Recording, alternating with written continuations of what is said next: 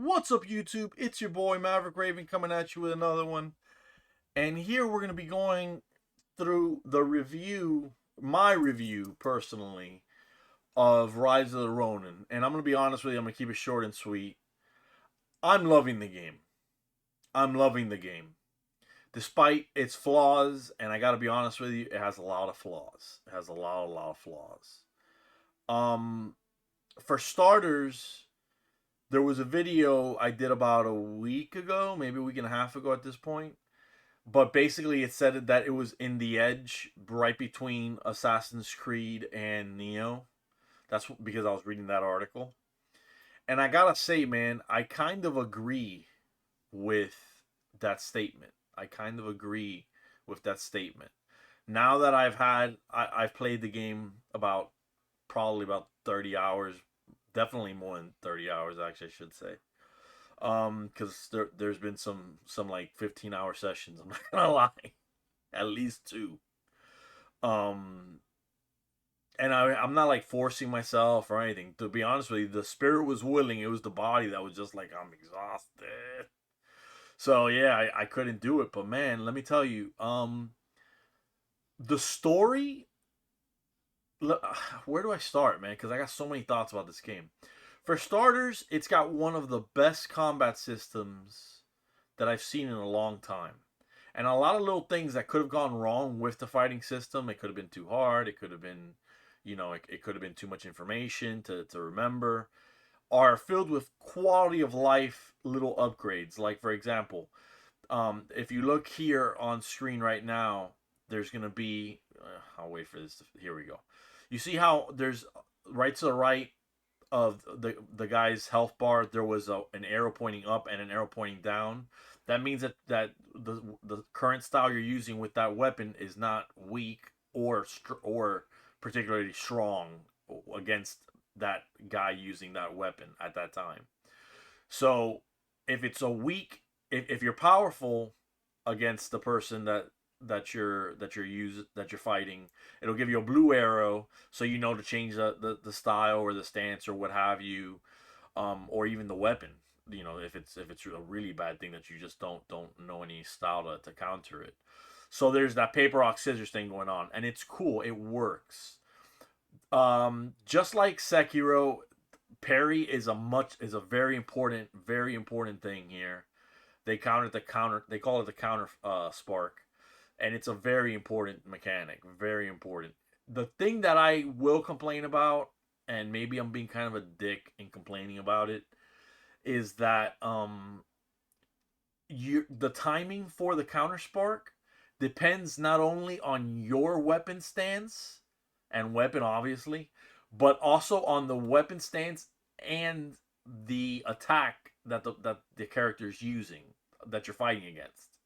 So man, it is crazy sometimes in combat. You're there and you're holding the R1 trigger, and you're just trying to get to the stance where you're gonna have an advantage over your enemy, and they're throwing attack after attack after attack, and it's crazy because there are like special moves and stuff like that you can learn, and it's just really cool, man. The combat is one of the strong suits in this game. And that's a really good thing because let me tell you, there's a lot of combat. Tons and tons and tons of combat.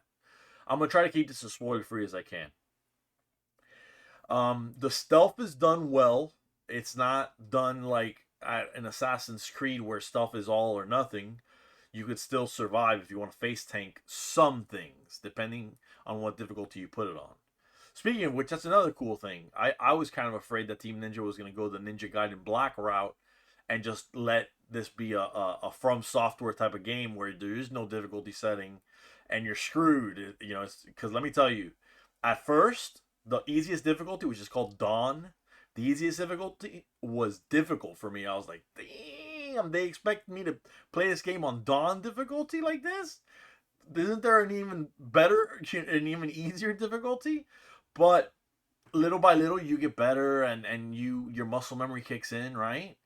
And before you know it, man, you might turn it up to Dusk, which is like the medium difficulty. I haven't done that. I still feel like I could kick ass in Dusk, but I don't want to for some reason. I'm just having way too much fun feeling overpowered, which is typical for me. That's just typical for me. I like to feel overpowered in games, especially when you put in the work, and you can put in the work. Like I just got on to a different section of the map, and like I said, 30 something hours playing the game because I was clearing everything 100%. You know, the bond system, well done, nicely done. It's also cool that you can kill um people that would be potential bonds. So sometimes you say, "Oh man, I messed up. I don't want to miss out on that guy." Or you might just live with the consequences. But if you don't want to, you can actually go back in time and fix a decision you made by doing the whole mission over again. The mission, that had the decision. Um and that, that takes me next to that. I guess that'll bring me next to the story. The story is a pretty good one, man. I'm not gonna say it's gonna win any type of screenplay, any type of awards or anything, but it was a good one, man. If I'm gonna compare it to Ghost of Tsushima, I would say Ghost of Tsushima has the more the strong. It has a stronger story, which I guess it's a good thing that that's the one they're making the movie out of. But but yeah, man, like this I could see a movie done out of this if they wanted to, if done right. I guess I could, but I'd rather see the Ghost of Tsushima one. It's more romantic, I guess. And I don't mean romantic in terms of like man and woman. I mean just the romance of valor and warriors doing the warrior thing. That type of thing. That was a real forward thing on Ghost of Tsushima.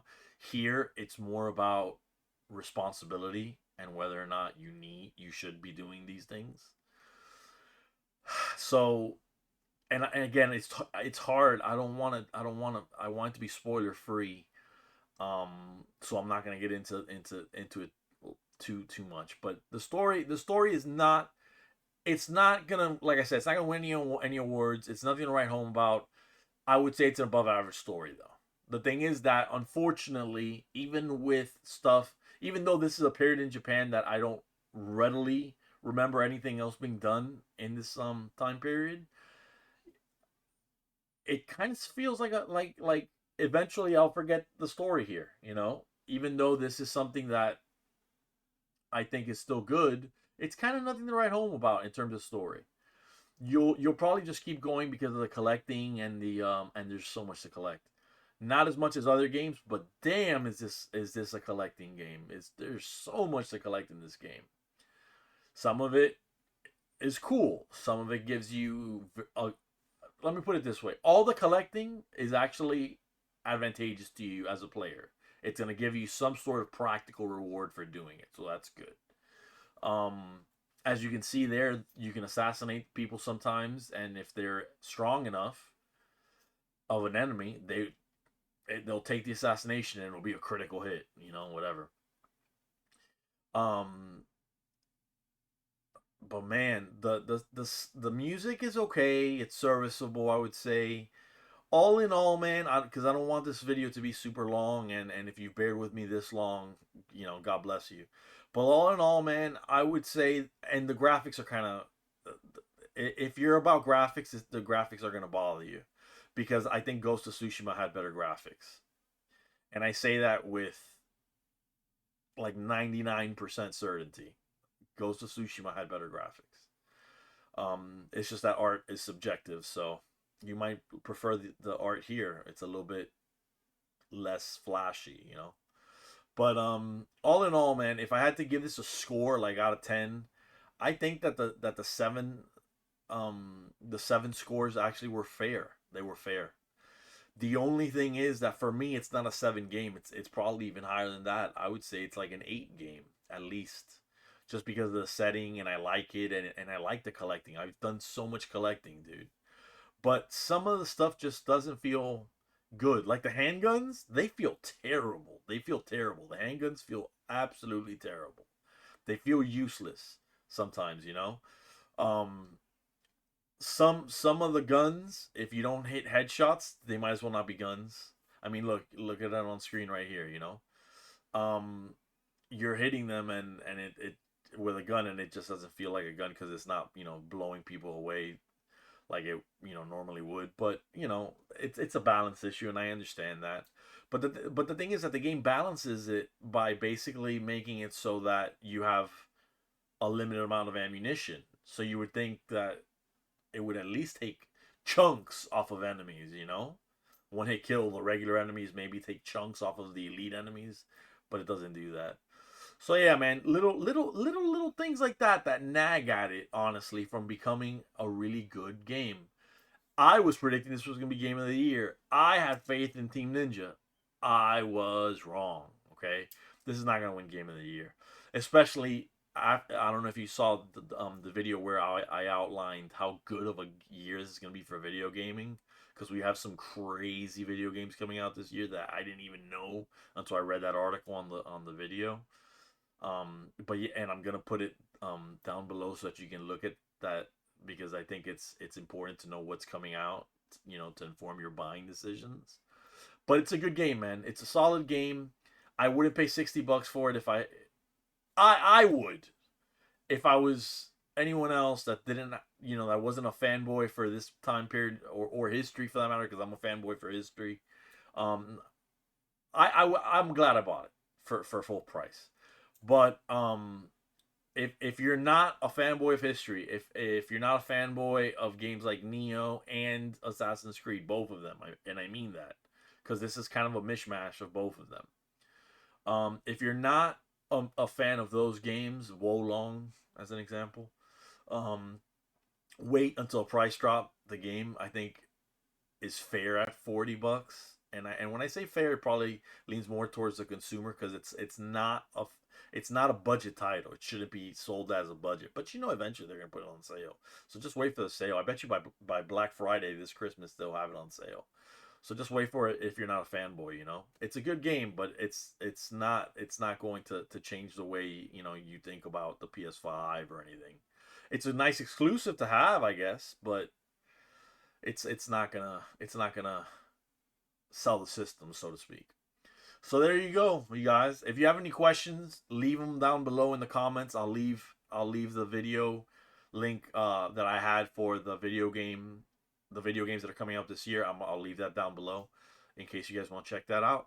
And yeah, thanks for putting up with me this long. You made it to the end of the video. Please like, share, subscribe, comment, all that good stuff. I didn't manage to sneak that in there, but you have to sneak it in there. I hear all the professionals, YouTubers do it. So yeah, come join us though. Come join the flock. The water's warm. Be safe, be good to one another, and stay based, you guys. Have fun with the game though. It's fun though.